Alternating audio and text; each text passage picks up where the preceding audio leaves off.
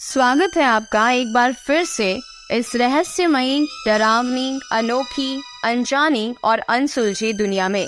क्या आप भूतों में विश्वास करते हैं? क्या आपने भी कभी भूतों को देखा है? क्या भूत सच में होते हैं?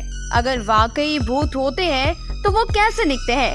क्या भूतों के पास सिर्फ एक सफेद साड़ी होती है पहनने के लिए?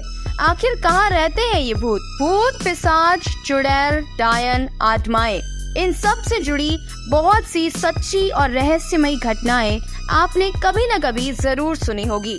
ऐसे ही बहुत सी रहस्यमयी भूतिया कहानियां मैं आपको अक्सर सुनाती हूँ। तो आज की भी हमारी कहानी ऐसे ही एक भूतिया घटना पर आधारित है। तो दिल थाम कर बैठिए, अब मैं आपको ले चलती हूँ उस भूतिया दुनिया में। तो क्या आप तैयार हैं? तो चलिए चलते हैं उस दुनिया में और कहानी की शुरुआत करते हैं। भूतिया फ्लैट। एक बार एक नया विवाहित जोड़ा नए शहर में रहने जाते हैं। इस नए विवाहित जोड़े में लड़के का नाम विक्रम और लड़की का नाम साक्षी है।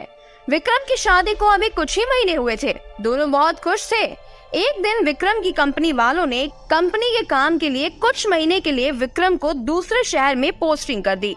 कंपनी ने जो फ्लैट उन्हें दिया वो लोग उसमें जाकर रहने लगे, पर इन्हें नहीं पता था कि ये इनकी जिंदगी का सबसे डरावना और खौफनाक सच बनने वाला है।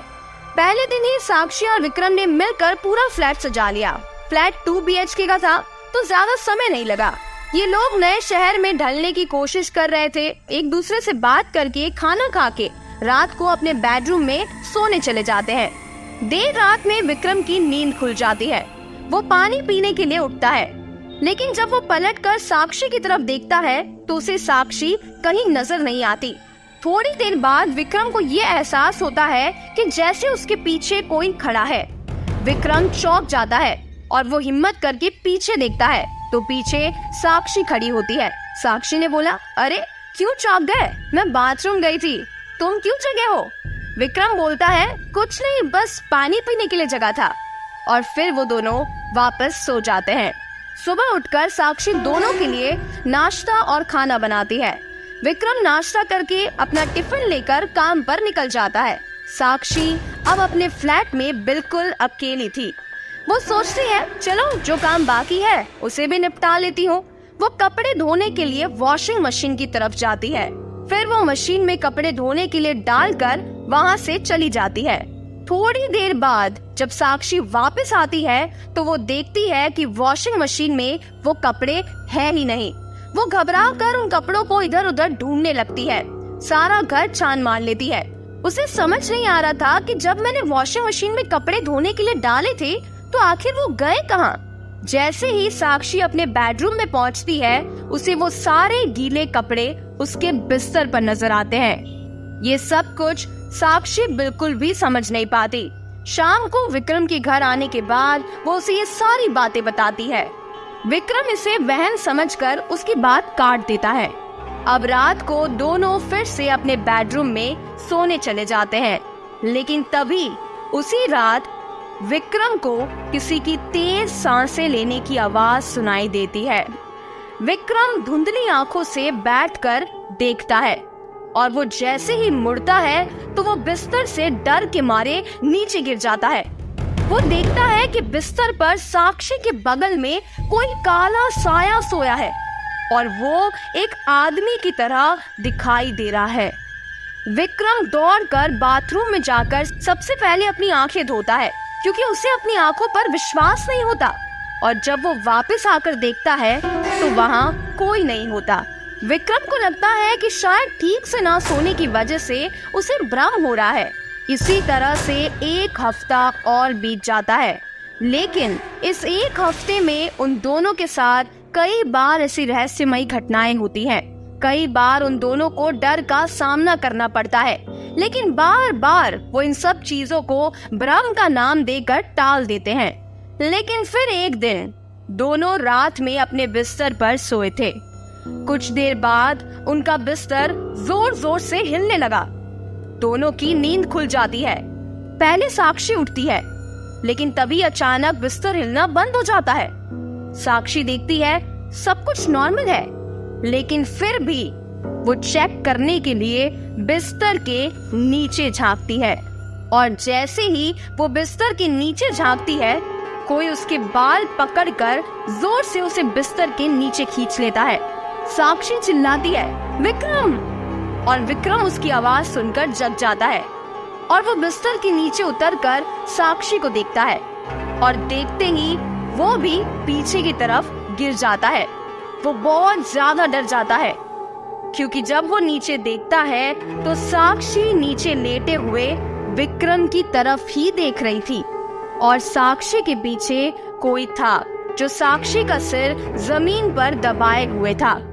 लेकिन कैसे भी करके विक्रम हिम्मत जुटाता है और टॉर्च को जलाने की कोशिश करता है।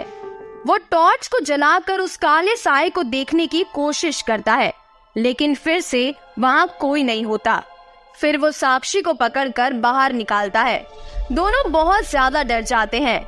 विक्रम और साक्षी दोनों कमरे से बाहर जाने की कोशिश करते हैं, लेकिन तभी अचानक वो देखते हैं कि दरवाजे के पास कोई खड़ा है। दोनों की जरा सी भी हिम्मत नहीं होती आगे बढ़ने की। तभी विक्रम अपना टॉर्च जलाने की सोचता है, लेकिन अब उसका टॉर्च भी काम नहीं करता। इस दौरान वो देखता है कि साक्षी उसके बगल में है ही नहीं। वो इधर उधर देखता है तो साक्षी उसे दरवाजे के पास खड़ी मिलती है और वो डर के मारे उसे कुछ इशारा कर रही होती है, लेकिन अपने मुंह से कुछ नहीं कहती। विक्रम उसे पूछता है, क्या हुआ साक्षी, बोलो ना। लेकिन साक्षी कुछ नहीं बोल पाती। वो सिर्फ इशारा करती है और अपने इशारे से विक्रम को कहने की कोशिश करती है, वो तुम्हारे पीछे है। विक्रम डरते हुए पीछे पलटता है, लेकिन तभी उसे एक जोर का मुक्का पड़ता है और वो जमीन पर जा गिरता है। उसके बाद उसके ऊपर कमरे के सामानों से हमला होना शुरू हो जाता है। विक्रम को अब काफी चोट पहुंच जाती है।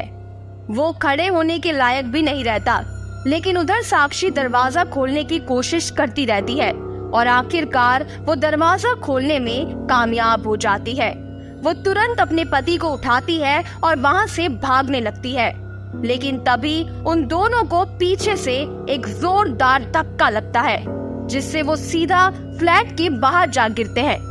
लेकिन कैसे भी करके वो दोनों उठकर तुरंत लिफ्ट में चले जाते हैं और बिल्डिंग के बाहर पहुंचने के बाद वो देखते हैं कि कोई साया उनके फ्लैट की खिड़की पर खड़ा है, जो अचानक थोड़ी देर बाद गायब हो जाता है और फ्लैट की लाइट भी बंद हो जाती है। विक्रम और साक्षी अब इस बात को समझ चुके थे कि ये फ्लैट हॉन्टेड है और वो दोनों दूसरे ही दिन मैनेजर को भिजवाकर अपना सारा सामान वहाँ से निकलवा लेते हैं और फिर वो दोनों कहीं और रहने चले जाते हैं। पर ये हादसा आज भी उनकी रातों की नींद उड़ा देता है। आज भी उस हादसे के बारे में सोचकर विक्रम और साक्षी की रूह कांप जाती है। तो कैसी लगी ये कहानी? अगर कहानी पसंद आई हो तो वीडियो को लाइक और चैनल को सब्सक्राइब जरूर कीजिएगा। ऐसे ही और भी भूतिया रहस्यमयी कहानियों को सुनने के लिए चैनल से जुड़े रहिएगा।